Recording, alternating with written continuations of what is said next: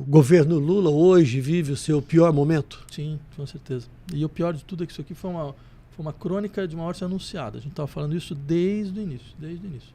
Não foi por falta de aviso, né? Quer dizer, existia essa situação de uma mobilização nacional grande contra a continuação de um governo de extrema-direita, mas a gente falou, olha, isso sozinho não segura nada. Essa coisa de que, bem, a felicidade voltou para o Brasil, isso não vai durar 2 meses, né? Essa autocelebração não tem a menor condição. Assim, você usa os seus 150 primeiros dias, certo?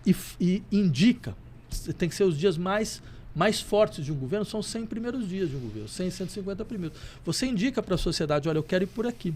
Eu já dei esse exemplo, eu acho, inclusive, bem, é triste que esse exemplo venha da extrema-direita, mas você pega o governo Milei. O governo Milei, nos primeiros dias, apresenta para o Congresso 600 medidas econômicas. 600 medidas econômicas. Né? Ele aprova 100 e poucas. Mas isso não tem a menor importância. Porque, primeiro, ele indicou para a sociedade, eu tenho uma outra ideia de como a sociedade deve funcionar. E eu vou lutar por isso. E, por outro lado, ele passou 100 medidas. Né?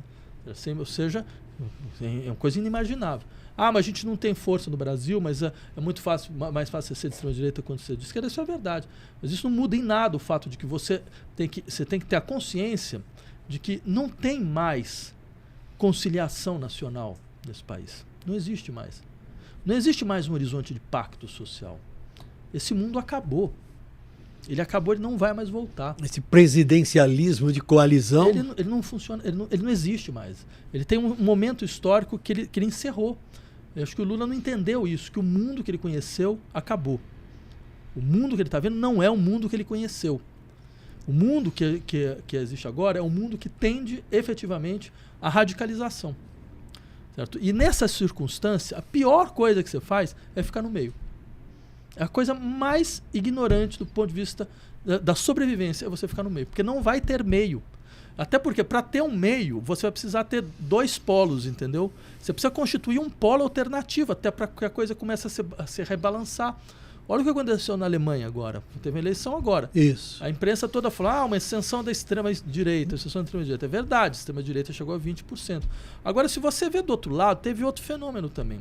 A esquerda de ruptura, que é a esquerda não governamental, ela teve, se você juntar os 2 partidos, teve 14% dos votos. Ou seja, 14 e 20, não é muito diferente.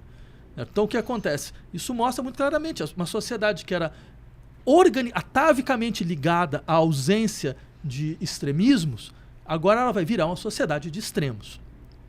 E, como dizia o Baudrillard, nessas situações é melhor você morrer pelos extremos que morrer pelas extremidades. Ou seja, se você não entender isso, você desaparece. É isso que está acontecendo. Né? Então, o que você precisa admitir de uma vez por todas, o Brasil se dividiu. Ele não vai voltar. Essa divisão não vai voltar nos próximos 30 anos. Então, ou você organiza bem um polo, certo? Porque esse polo vai travar o outro. Porque se não tiver um polo aqui para travar o outro, ele vai conquistar tudo, vai destruir tudo. E isso era o que devia ter sido feito. Né? Construir esse espaço. Mas você não vai conseguir governar. Bem, você já não está conseguindo governar. Mas não tem como governar. Não dá para governar dessa forma. Você diz que o governo, por um lado, não enxergou o cenário. E, por outro lado, o governo não ficou muito preso, muito dependente ou refém do Congresso? Sim, mas essa que é a questão. A gente sabe fazer conta. A gente sabia isso desde o início. Sim. Isso não é uma novidade. Estava muito evidente, estava muito claro. No momento em que teve a tentativa de golpe, eu diria, era o momento do governo ser duro, agir com dureza. Ele tinha capital para isso, ele podia fazer isso. Né? Inclusive tinha um cenário internacional mais favorável para ele. Né? Porque aqueles que tentaram alertar o governo de que esse caminho não ia funcionar, lembravam o seguinte, olha, a gente tem uma janela de 2 anos, porque é o tempo do Partido Democrata nos Estados Unidos. Porque se tiver eleição e eles perderem, aqui vai virar um caos. E a gente vai ver isso agora. Porque a extrema-direita brasileira é organicamente vinculada à extrema-direita norte-americana. O Brasil sabe muito bem que os Estados Unidos sabem muito bem que se o Brasil cai o continente inteiro. Porque o Brasil representa 45% do produto nacional bruto do continente latino-americano. Né? Então, assim, ele é o motor do continente, né? Então, é claro que vai ter uma batalha muito forte aqui dentro. A gente já está vendo isso. Você está vendo congressista norte-americano aprovar lei para impedir ministro do Supremo Tribunal Federal brasileiro de entrar nos Estados Unidos, porque o ministro começou a fazer uma série de inquisições contra interesses de Big Techs. Você percebe o nível da coisa? Isso nunca aconteceu na história.